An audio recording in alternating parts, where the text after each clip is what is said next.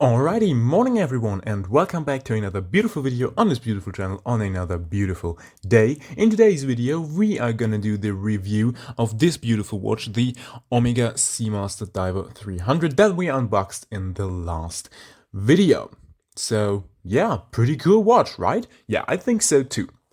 Many people don't like this watch. I don't really know why. I really enjoy it, and I really enjoy wearing it. It's actually a very wearable watch, and that's a really cool thing that I think more watches should have. You know, you've got a lot of very fragile, very complicated watches that, you know, realistically, no one's ever gonna wear them the way they were intended to be worn. For example, a sports model with a tourbillon, no one's gonna do sports in that. So, unless you've got unlimited money, of course, but you know, a tourbillon can be a bit of a fragile thing, so no one's really gonna wear that for sports. This one, people are, and I am, and I'm really enjoying it. So, really cool thing. But we are going to do an in-depth review on this watch today. Hopefully, if I don't forget anything, as I said, just an enthusiast, not an expert. But yeah, really cool watch. Let's take it out and let's look at some important parts of this watch. So it's a 42mm case. We already established that in the unboxing video. And honestly, that is about the biggest watch that I would get for myself. 43.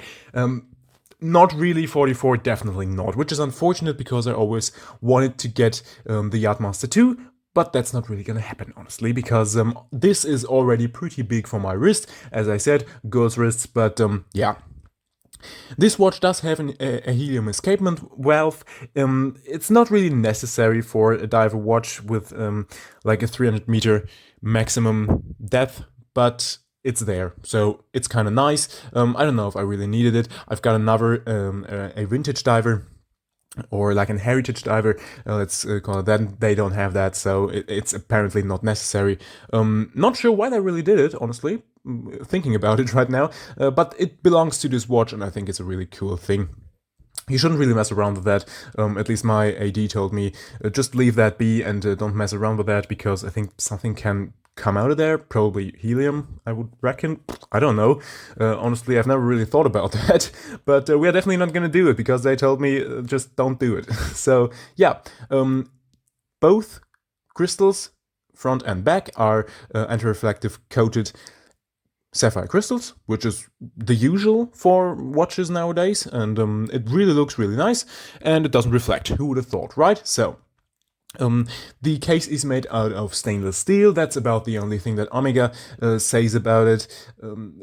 Yeah, we'll just take their word for it. It's stainless steel, we all know that. What kind of stainless steel? Oh well, you can probably figure it out on the internet if you're really curious, but honestly it doesn't really matter because you can't really change the steel on this watch, so you either go with it or you don't. So yeah, it does have a rubber strap, very nice rubber, and very durable stuff. Doesn't scratch, obviously, it's a rubber strap, and it really lasts a long time. A friend of mine has had his for like, I think 6 or 7 years. He's worn it daily, and the strap still looks alright. Like, not great, but still alright, and that's a really cool thing for something that's basically just a piece of rubber. The movement of this watch is the classic Omega Master chronometer.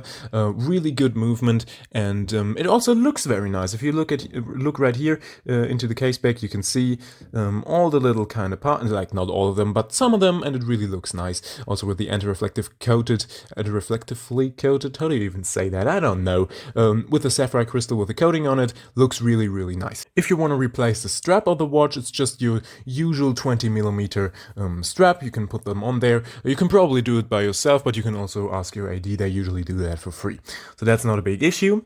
The bezel of this watch is made out of ceramic, so really, really nice. Looks really good, doesn't scratch easily, just a very cool thing. So is the dial of this watch, this gray thingy in there with the little wave patterns, and it's also PVD coated, so yeah, really nice.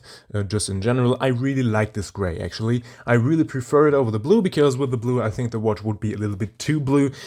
I like it this way. It being a diver's watch, it obviously has a screw down crown, which allows you to wind the watch if you haven't worn it for some time. You obviously have to unscrew the thing for that, it should be obvious. You can also set the time and the date over this crown. As per usual, you just have to unscrew the thing first. So if you're not used to divers' watches and how they work, that's how that goes. You can also take a look at your manual though and figure that out pretty easily. So yeah, I really think that this is a great watch, especially if you want a watch that you can wear on a daily basis and that you don't really have to worry about getting like a little bit damaged, a little bit scratched and stuff like that. It's just a really good watch for everyday purposes. Also, what I wanted to show you, they also gave me a little Omega pen, which actually is a very nice pen. I didn't expect it first, but it's very hefty. It's made completely out of metal. It turns very nice. So I honestly really like this thing. I was surprised that it was the quality that it is, I guess. So that's a really cool thing. Just wanted to quickly mention that because it obviously kind of, is a part of the purchase in itself. Another cool thing that I quickly wanted to mention is the fact that you can pretty much choose whatever bracelet or strap you want on this watch from Omega. Not a lot of brands really offer that, but you can really just go to their website, scroll through and choose the strap or the whatever leather strap, whatever bracelet you want, put it on there, and they will ship that to you with that strap. If you buy it from the website, if you buy it from an AD, I'm pretty sure you can just ask for it.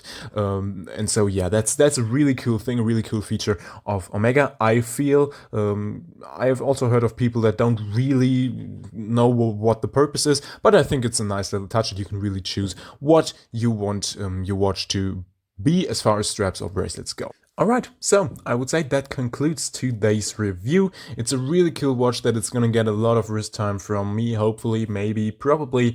And so yeah, if you've got any more questions about the watch or about anything else, just write in the comments below. I'll be very happy to answer those. And if you want to rate the video with either like a thumbs up or a thumbs down, you can also do that if you want to. And you can also subscribe to the channel if you don't want to miss any other videos. That would also mean a lot to me. Thank you so much for watching. Have a fantastic week, and until next time.